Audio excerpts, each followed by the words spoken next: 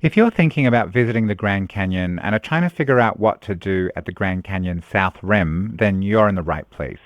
In today's episode, we're going to look at the top 10 things to do at Grand Canyon South Rim, and I'm going to share my number one thing to do at the end.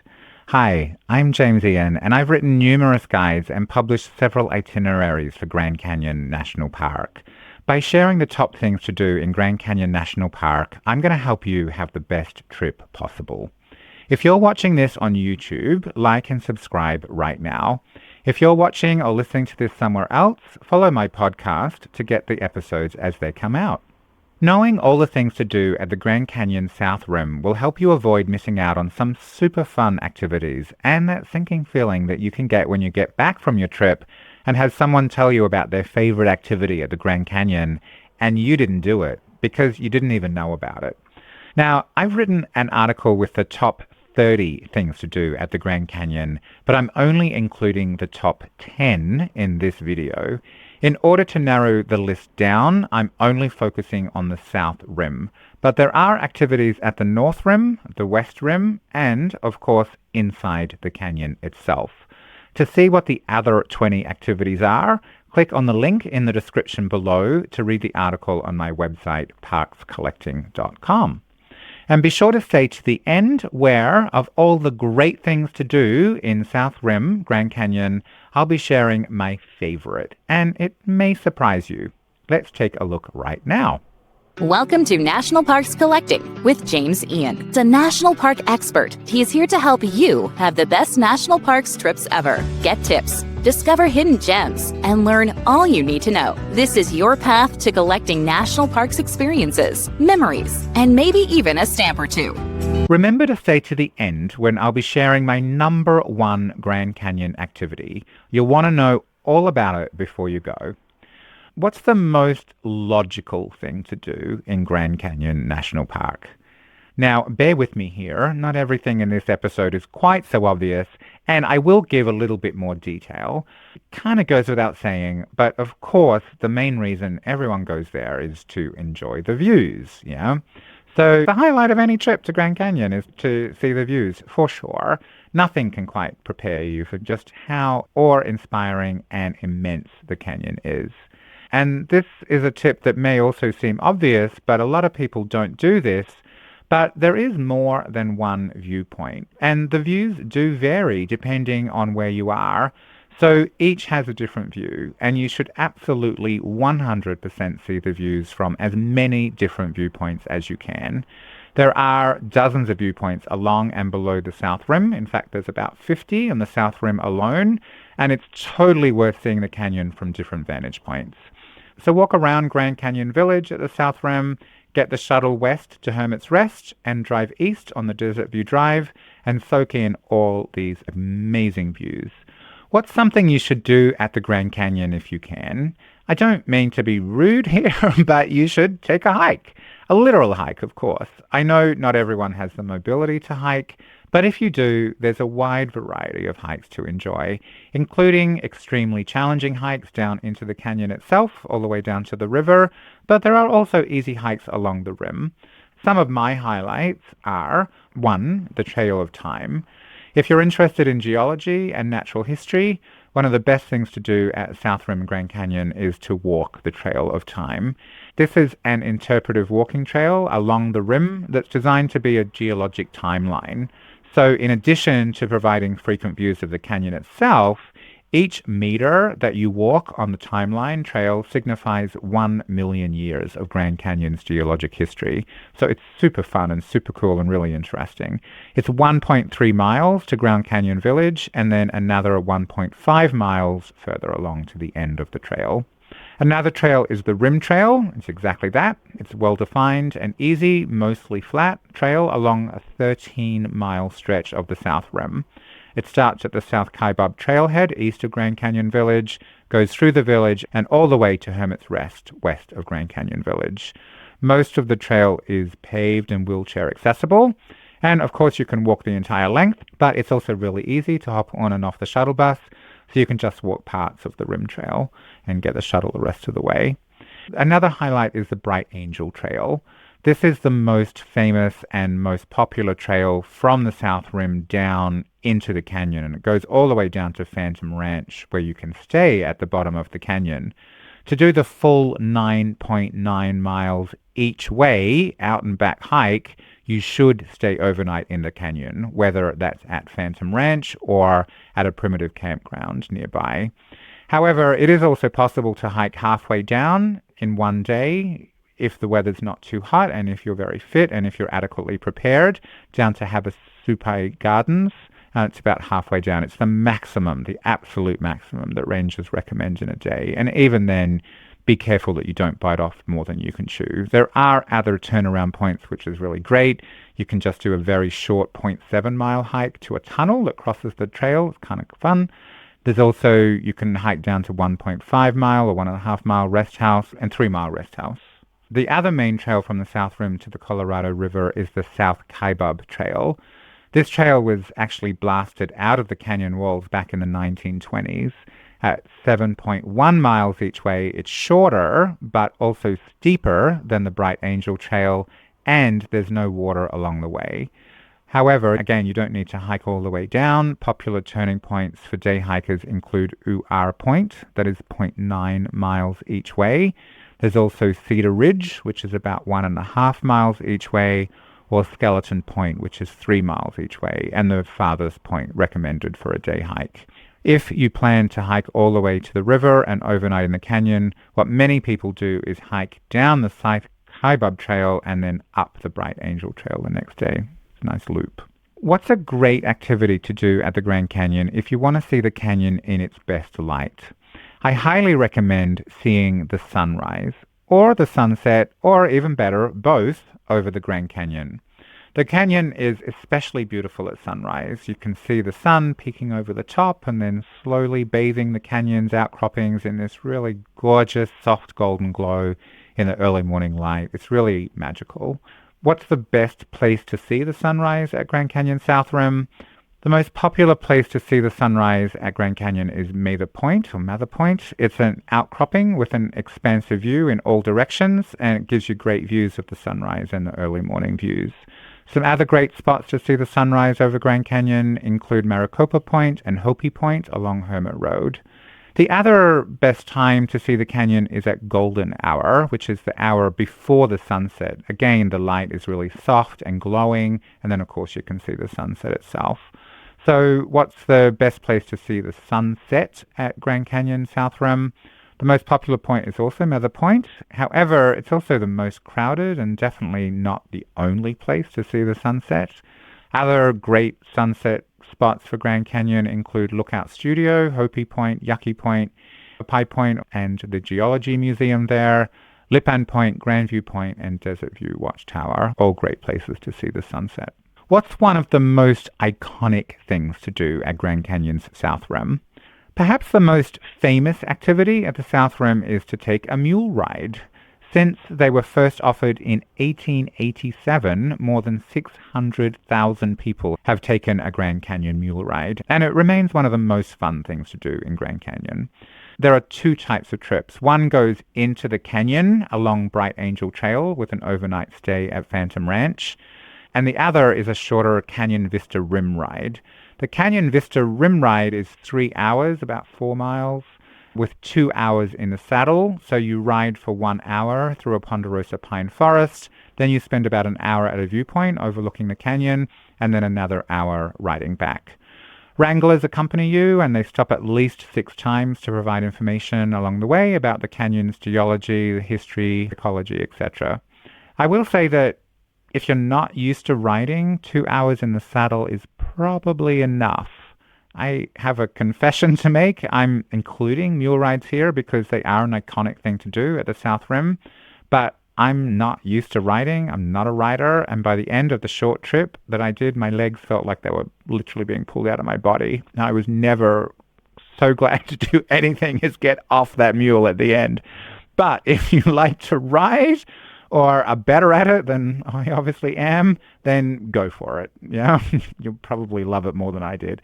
There are age and weight restrictions, so be aware of that before signing up. What's a great Grand Canyon activity if you don't want to hike? or take a shuttle. If you have your own vehicle, then I highly recommend driving the Desert View Drive. On the west side of the South Rim towards Hermit's Rest, when the shuttle's running, you can't drive, but there's no shuttle on the east side, which is the Desert View Drive, and that I highly recommend. It's a 23-mile scenic drive from the east entrance of the national park all the way along the South Rim to Grand Canyon Village. To be honest, although it's called a scenic drive, the drive itself is not that scenic. But along the way, there are 6 developed viewpoints with parking, plus 5 unmarked pullouts. There's 4 picnic areas to enjoy the scenery, and there's also the Tusayan Museum. Tusayan is the remains of a small ancestral Puebloan village. A short 0.1 mile trail goes around the ruins. There are interpretive signs explaining about the people who lived there. And when you get to the end, make sure, if you can, to climb the Desert View Watchtower. It's one of the premier Grand Canyon sightseeing spots. It's a 4-story, 70-foot tall stone tower. There are stunning views of the canyon from the top. Keep in mind there are 85 steps, so you do need to have the mobility to climb those steps. The tower was designed by Mary Coulter back in 1932. She's a famous architect who designed a lot of buildings in the area. She actually designed it to resemble an ancestral Puebloan watchtower. The stone tower is built in what is designed to look like the rubble of old ruins. Inside, the main space is the Kiva Room, a large circular room with a false ceiling built by logs salvaged from the old Grandview Hotel, and with a fireplace and a large picture window. And there's a shop inside the room these days. The watchtower isn't the only thing at Desert View. There's also a campground, a large parking area, a gas station, a deli, bookstore, and a trading post selling Native American crafts, as well as coffee and ice cream. Before we look at more amazing things to do at the Grand Canyon, if you're watching this on my @National Parks Collecting YouTube channel and you haven't already, please like and subscribe below. What's something to do in Grand Canyon if you feel like a rest? Well, what better place to rest than Hermit's Rest? Visiting Hermit's Rest is another of the iconic things to do on the south rim of the Grand Canyon. It lies at the end of Hermit Road and the western section of the Rim Trail.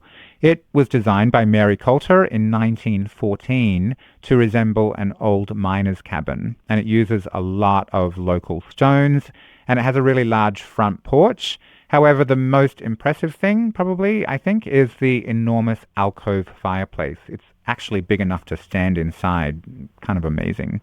Today, there's a gift shop and a snack bar there, as well as restrooms, drinkable water to refill your bottles. It's also the trailhead for the Hermit Trail.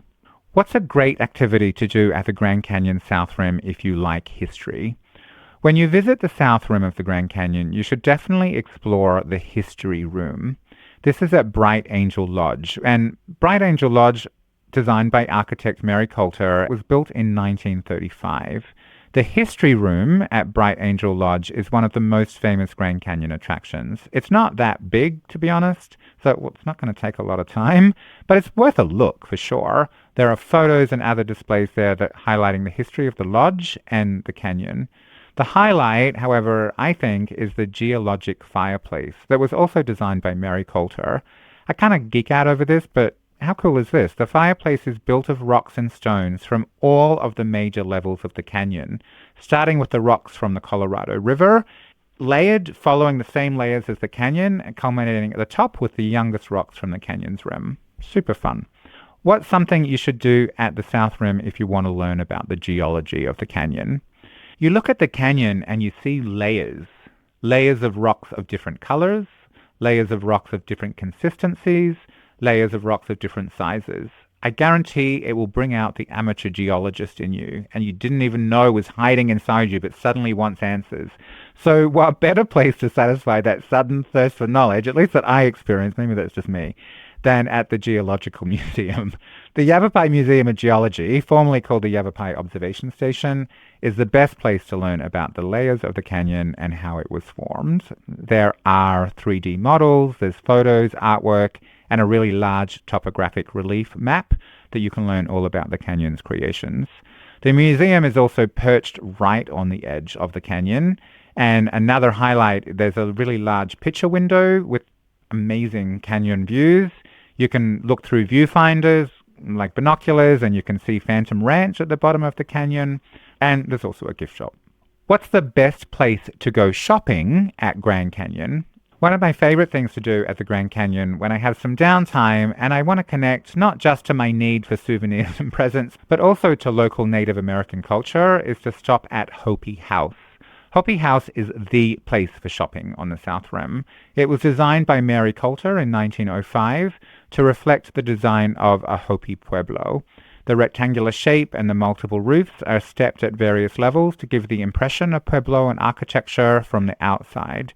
Inside, there are small wall niches, corner fireplaces, and mud plaster wall finish that are all typical of Hopi interiors. It was designed to house the sales room for the Fred Harvey Indian Arts and is still one of the best places in the country to buy Native American art. It's open daily. What's the number one thing to do at Grand Canyon's South Rim? So far, we've looked at 9 amazing activities, and I hope that you're now getting a real sense of what to do in Grand Canyon South Rim. There's just one more left. Stay to the end to hear my absolute favorite thing to do at the South Rim. But before we do, a quick recap. There are hikes, scenic drives, you can learn more about history, you can learn about geology, you can go shopping, you can even ride a mule. You may be thinking that all sounds amazing, but how on earth do I coordinate all those activities into one itinerary that makes the most sense for me and my family or my friends? You'll have seen by now that there's a lot that goes into planning a trip to Grand Canyon National Park. There is so much to see and do. The park is really popular. It's the second most visited national park in the country, so it can get crowded. Timing is key, and it can be really difficult to know exactly what to do and when.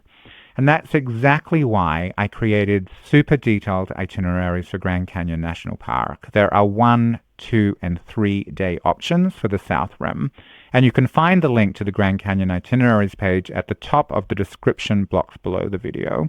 But we can take a quick look. The itineraries include an overview of the park, and there's some useful information so that you're fully oriented to the park.